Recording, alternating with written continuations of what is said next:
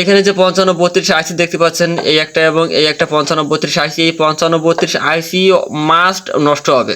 আসসালামু আলাইকুম ভিউয়ার্স। তো আসলে আপনারা অনেকে আমাকে কমেন্টস করছেন একটা বিশেষ একটা সমস্যার কারণে, যে আমরা যে সেটগুলো ব্যবহার করি ডেল্টা 9001 অথবা 4080, এই 4080 অথবা ডেল্টা 9001 এর স্পিকার আউটপুট আসলে এসি ভোল্ট বেরোয়।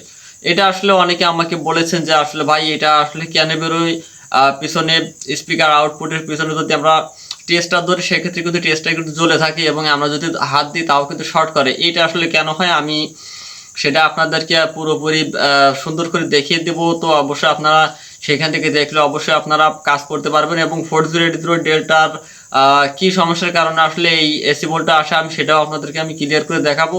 তো সে পর্যন্ত অবশ্যই সঙ্গে থাকবেন।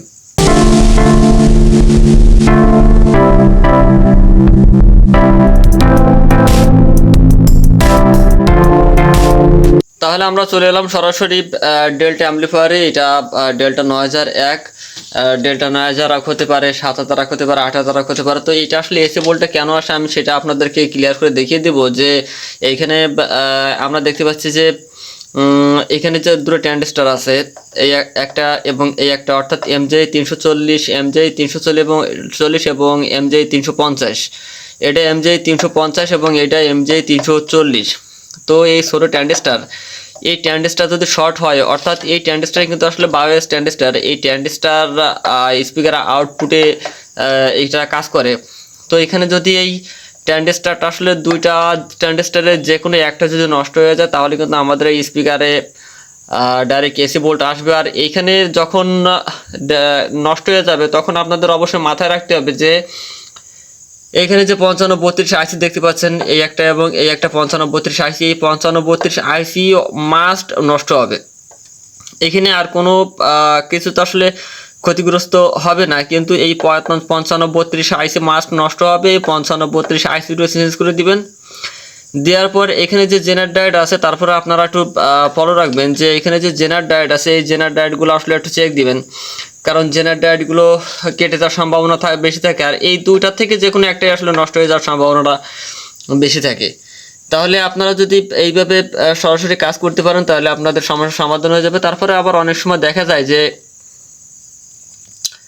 আমাদের এটি চেঞ্জ করার পরেও, এখানে আইসি চেঞ্জ করার পর যখন দেখবেন যে স্পিকার লাগাবেন তখন কিছুক্ষণ পর পর ধাপ ধাপ করে শব্দ হবে।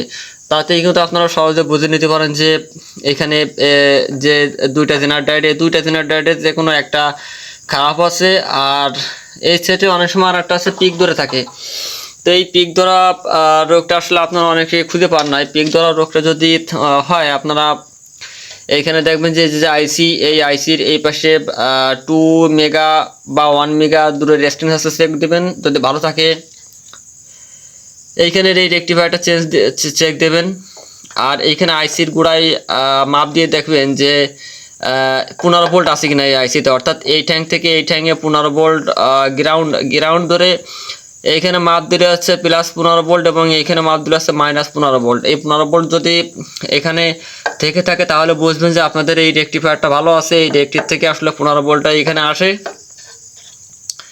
তাহলে এটাই ছিল আজকের মতো। আর আমি 4080 সার্কিটের বিষয়টা আপনাদেরকে আমি দেখিয়ে দেব। এখন আমরা নিয়ে এলাম 4080 সার্কিটে। এই 4080 সার্কিটেও আসলে এই এসি ভোল্টটা আসলে বেরোনোর জন্য কারণটা কি হতে পারে। তো এসি ভোল্টে বেরোনোর জন্য এখানে দেখতে পাচ্ছেন MJ 340 এবং 350 দুইটা ট্রানজিস্টর থাকবে এখানে হিটসিংয়ের সঙ্গে। এইটা চেক দিবেন। চেক দেওয়ার পরে জেনার ডায়েটগুলো অবশ্যই চেক দিতে ভুলবেন না। এবং এইখানে 340, 350 এই দুটাও চেক দিবেন। এই দুইটা এবং এই দুইটা এর থেকে যে কোনো একটা যখন কেটে যাবে তখন কিন্তু আপনাদের এই স্পিকার আউটপুটে কিন্তু আসলে ডাইরেক্ট এসি ভোল্ট বেরোবে। তো এটুকু মাথা রেখে কাজ করলে অবশ্যই আপনারা যে কোনো অ্যাম্পলিফায়ার আসলে শর্টকাটের ভিতর কমপ্লিট করে ফেলতে পারবেন। তাহলে ভিউয়ার্স, আপনাদের যদি এই বিষয় নিয়ে আর কোনো কিছু জানার প্রয়োজন থাকে অবশ্যই কমেন্টসে জানাবেন। তাহলে আপনারা সবাই ভালো থাকবেন, সুস্থ থাকবেন। আল্লাহ হাফেজ।